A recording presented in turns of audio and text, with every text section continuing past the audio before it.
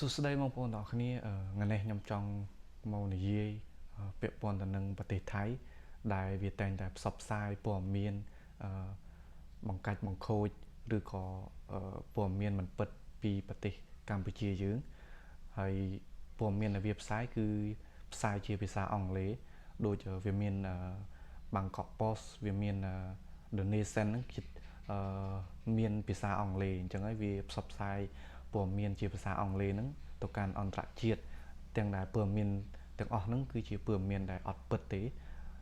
បំភ្លៃពីការពិតគឺវាចោទប្រកាន់មកប្រទេសកម្ពុជាសូម្បីតែមិនដឹងថាវាមានខ្សែរយៈតាមណាទេបើសិនជាខ្ញុំតាមខ្ញុំឮគឺសូម្បីតែ Reuters ក៏ចុះកាសែតមកគឺកាន់ជើងថៃដែរកាន់ជើងរវាងទំនាស់កម្ពុជាថៃគឺវាកាន់ជើងថៃកាសែតលំដាប់ Reuters អញ្ចឹងហើយថ្ងៃនេះខ្ញុំចង់និយាយពីប្រមាណចំណុចដែលថៃវានិយាយអាក្រក់មកលើកម្ពុជាយើងទីមួយគឺវាបាននិយាយថាប្រទេសកម្ពុជាយើងជាអ្នកបិទច្រកព្រំដែនមុនប្រទេសវាអត់ដែលប្រកាសបិទច្រកព្រំដែនទេជាប្រទេសកម្ពុជាទេដែលប្រកាសបិទច្រកព្រំដែនមុនហើយវាថតជាវីដេអូឬក៏ថតជារូបភាពបង្ហោះចូលសារព័ត៌មានជាភាសាអង់គ្លេសដើម្បីឲ្យគេហៅថា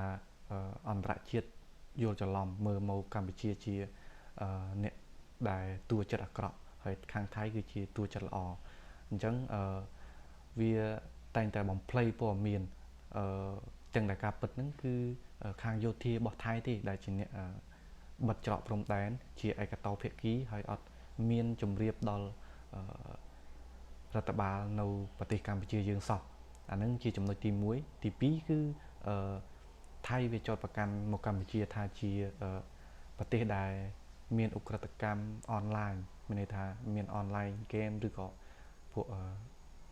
ខុសច្បាប់មកនៅច្រើនណាយើងនិយាយខ្លីអញ្ចឹងទាំងដែលការពិតគឺប្រទេសថៃគឺវាទេជាអ្នកមានឧក្រិដ្ឋកម្មអនឡាញច្រើនមែនទែនហើយទាំងជួញដូរមនុស្សឬក៏កាស៊ីណូអនឡាញអីគឺមានច្រើននៅថៃអញ្ចឹងហើយព័ត៌មានវាចុះផ្សាយហ្នឹងគឺវាបំភ្លៃច្រើនមែនទែនដើម្បីឲ្យតែអន្តរជាតិមើលមកកម្ពុជាយើងជាប្រទេសមួយដែលអាក្រក់អាហ្នឹងសម្រាប់ព័ត៌មានដែលវាបានបង្កាច់បង្ខូចប្រទេសយើងហើយមួយទៀតថៃវាតែងតែផ្សាយថាប្រទេសវានឹងល្អអញ្ចេះល្អអញ្ចោះមិនដែលមានទង្វើណាដែលអាក្រក់ដែលប៉ះពាល់ឲ្យប្រជាជនអីមានទុក្ខលំបាកទាំងដែលការពិតប្រទេសវាផ្សាយតែរឿងល្អទេតែខាងក្នុងគឺស្អុយរលួយអញ្ចឹងមួយទៀតរឿង